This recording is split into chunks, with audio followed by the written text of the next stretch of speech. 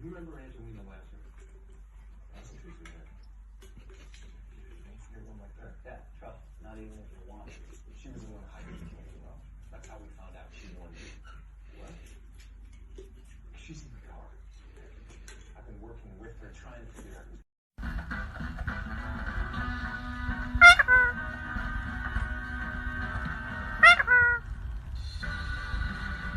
This week, we're in Lancashire, with a mum desperate to turn the tide on her family's current eating, shopping and spending habits.